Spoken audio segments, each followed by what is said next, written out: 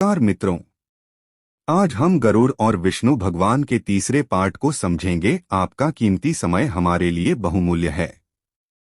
बिना देर किए आज की विषय पर चलते हैं। उससे पहले चैनल को सब्सक्राइब करना बिल्कुल ना भूले। तो अब सुनिए ताक्ष्य।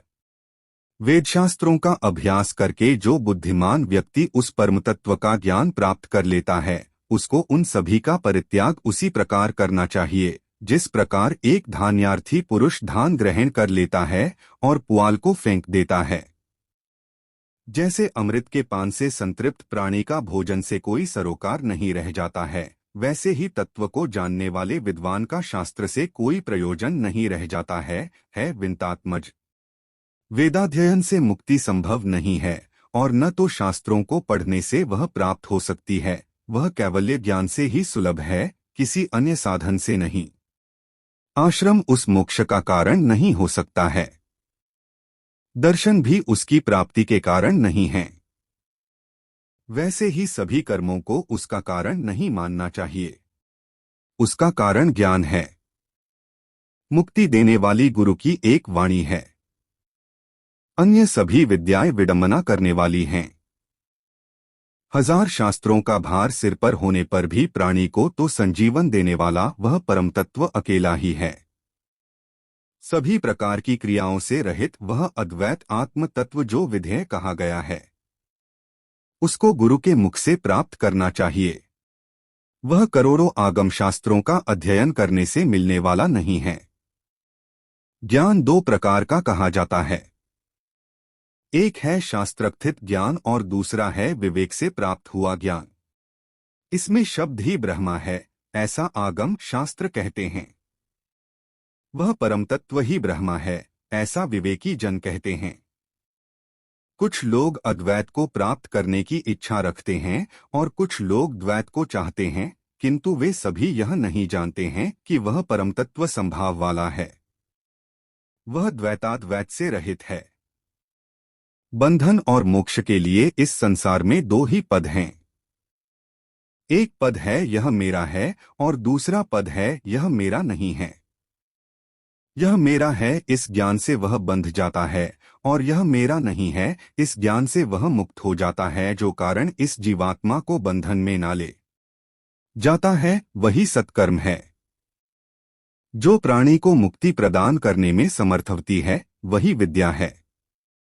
इसके अतिरिक्त दूसरा कर्म तो परिश्रम करने के लिए होता है और दूसरी विद्या कलान पुण्य को प्रदर्शित करने के लिए होती है। जब तक प्राणियों को कर्म अपनी ओर आकृष्ट करते हैं, जब तक उनमें सांसारिक वासना विद्यमान है और जब तक उनकी इंद्रियों में चंचलता रहती है, तब तक उन्हें परमतत्व का ज्ञान कहाँ हो सकता है। जब तक व्यक्ति में शरीर का अभिमान है, जब तक उसमें ममता है, जब तक उस प्राणी में प्रयत्न की क्षमता रहती है, जब तक उसमें संकल्प तथा कल्पना करने की शक्ति है, जब तक उसके मन में स्थिरता नहीं है, जब तक वह शास्त्र चिंतन नहीं करता है एवं जब तक उस पर गुरु की दया नहीं होती है, तब तक उसको परमतत्वता कहाँ से प्राप्त हो सकती है। तभी तक ही तप, व्रत, तीर्थ, जप तथा होमादिक कृत्य एवं वेदशास्त्र तथा आगम की कथा है, जब तक व्यक्ति उस परमार्थ तत्व को नहीं जान जाता है। हे ताक्ष्य, यदि व्यक्ति अपना मोक्ष चाहता हो तो वह सभी अवस्थाओं में प्रयत्न पूर्वक सदैव तत्वनिष्ठ होकर रहे। दैहिक, दैविक और भौतिकयन तीनों तापों से संतप्त प्राणी को धर्म और ज्ञान जिसका पुष्प है, स्वर्ग तथा मोक्ष जिसका फल है, ऐसे मोक्षरूपी वृक्ष की छाया का आश्रय करना चाहिए।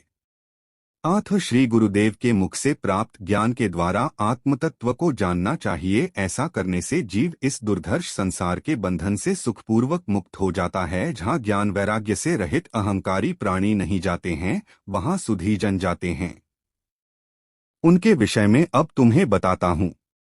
मानमोह से रहित, आसक्ति दोष से परे, नित्य अध्यात्म चिंतन में दत्तचित्त, सांसारिक समस्त कामनाओं से रहित और सुख दुख नामक द्वंद्व से मुक्त जो ज्ञानी पुरुष हैं, वे ही उस अव्यय पद को प्राप्त करते हैं। जो व्यक्ति ज्ञानरूपी हृदय में रागद्वेष नाम वाले मल को दूर करने वाले सत्यरूपी जल से भरे हुए मानस तीर्थ में स्नान करता है, उसी को मोक्ष प्राप्त होता है।